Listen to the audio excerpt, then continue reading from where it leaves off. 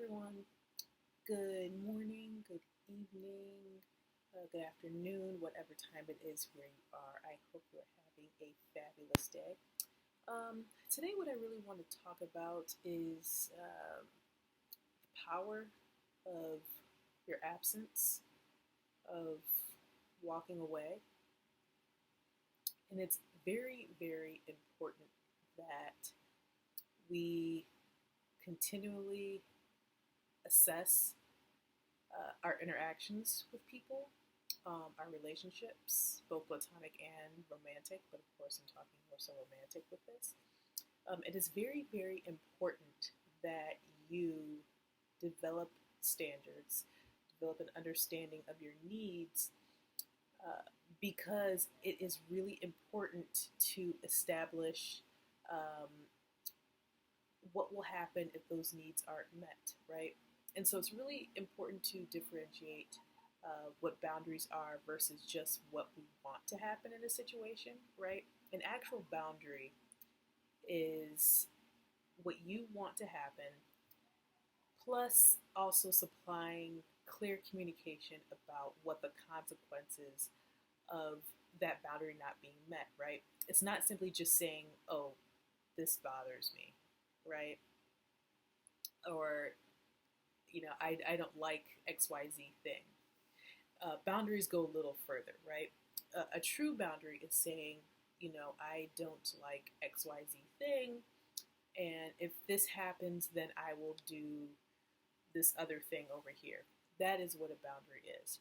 And it's really, really important that we develop that boundary setting muscle. One, because it's just hard. It's hard to do, especially when you really like someone. Um, when you're just really, or even just comfortable in whatever position you're in. It is really hard to um, set boundaries because you're putting your foot down. You are putting yourself in a position to get feedback or even pushback, right, about what your boundary is. People don't like that. People don't really like being told what to do. They don't like rules. They like just being able to do what they want. And I don't even mean that in necessarily a malicious way, right? But actually adhering to boundaries, adhering to someone else's desires, it takes work on their part, right? And that's where when people say, relationships are hard, um, a situation is hard, that is a lot of what they're alluding to. It's just the little nuances that comes with just relating to another person that you have to think about. That we don't always think about all these things, right? We just think, oh, I'm in love, so that's it. Oh, my hair. We just think that's it. But no, it's a little bit more complicated than just that, right? And so it is really important that you establish, especially for boundaries that really are about your needs and your well being, that when you say, um, if XYZ thing happens, right? Let's take cheating. If cheating happens, I will leave, right? And now whether or not you come back, that's a whole other thing. But we're just talking about the initial response, right? What that does is tells a person that if this situation falls off the deep end, it will no longer exist, right? Because here's what happens when we don't really establish proper boundaries. What you end up doing is affirming the very situation that you're saying you have an issue with, right? If you're just constantly begging for someone to change, if you are constantly giving empty consequences, if you're only sidestepping boundaries, right? So you're saying what you don't like, but you're also not supplying what will happen if those needs aren't met. What you're doing is you're giving them a gray area. You are giving them a little bit of a playground to kind of work with. That okay, but I understand that this person doesn't like this thing, but they're also not really pushing for any sort of real change from me. So, you know what? I'm just going to keep on doing this, right? And I don't say this to victim blame. I don't say this to say that, it comes back to you as your fault. But what I am saying, though, is people choose low-hanging fruit. People choose the path of least resistance. People are going to be lazy if they can be lazy. And if they know that you're not serious, if they know that the status quo isn't going to change necessarily, they're not going to be that alarmed. That's how you get people surprised that, oh, dang, she said that she was going to break up with me, but I didn't really expect her to do it. And that is a dead giveaway that even if the boundary was, outlined later, but that is a really good indication that you've probably been saying something for a while, but didn't immediately pull the trigger on the consequence of whatever their action was, right? And the thing about moving yourself in absence, especially if that person didn't choose it for themselves, because sometimes, the person isn't going to care because they didn't really like you that much in the first place. But a lot of times, that person does feel the weight of that absence, right?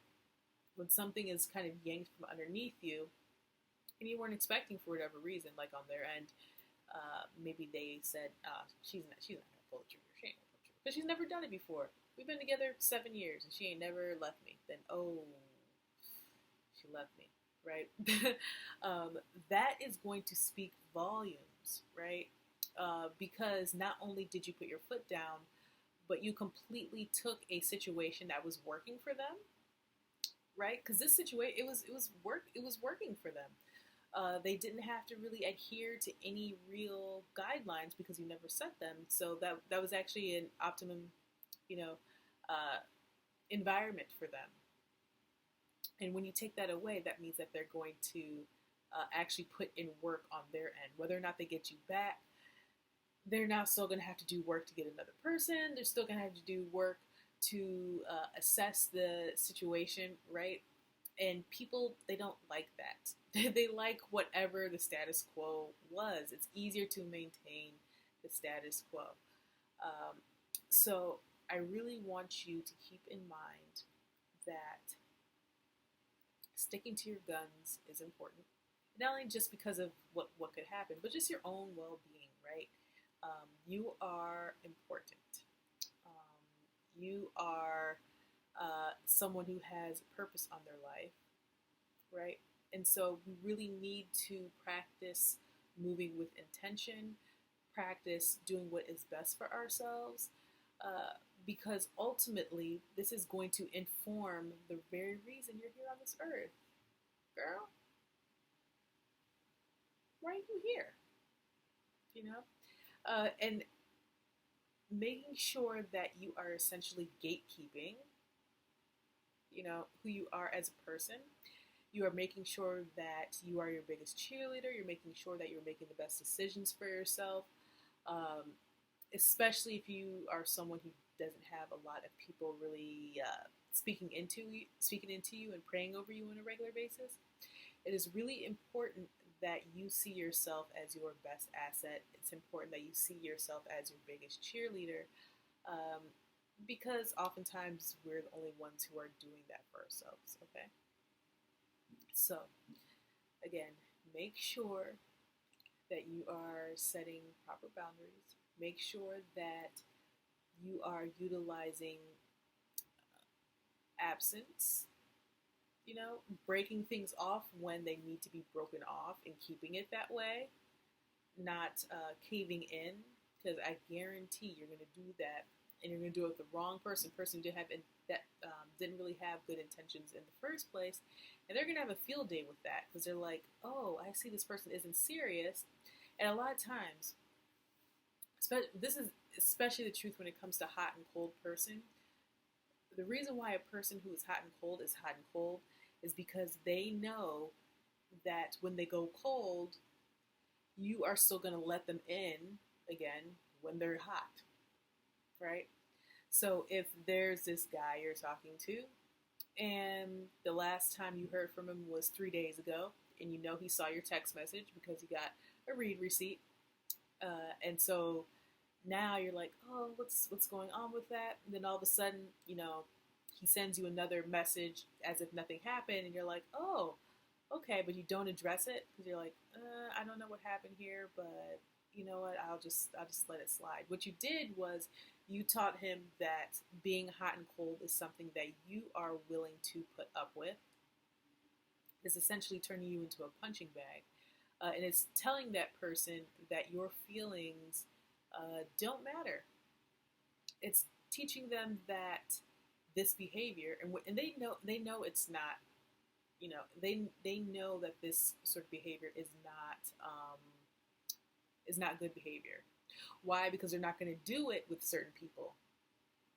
They're not going to be hot and cold with their mom. They're not going to be hot and cold with their boss. They're not going to be hot and cold with a woman that they truly love. But they're hot and cold with you. So we really need to look at ourselves and determine why is that. And I'm blinking you guys a lot because my contacts are drying out. It's the end of the day for me. But it's like, why are they comfortable being this kind of person with me? Why? We're going to have to start sticking to our guns much better, ladies. And I hate to put, like I said, I always hate to put the onus on women. But the fact of the matter is, if we wait for others to do right by us, it ain't going to happen, like at all. Some things you're just going to have to demand. And how we relate to others in relationships is one of those things where it's going to be like, okay, let me lay out what my needs and my desires are right here, what my standards are. Because if I don't do that, then people are going to think that it's just open season out here. And it's really not, right? So I am going to stop here because I'm getting tired. But feel free to ask me anything you want. All the links and whatnot are down below. Please subscribe. Do that. Subscribe. Join, follow, all the above, all the things in my link in bio too. You can find me on Instagram at I am Bliss Alexandria if you want to book a one-on-one consultation as well. You can do that down below. And yeah, so that is all I have for today. Thank you so very much for watching. Right? Thank you so much. All right.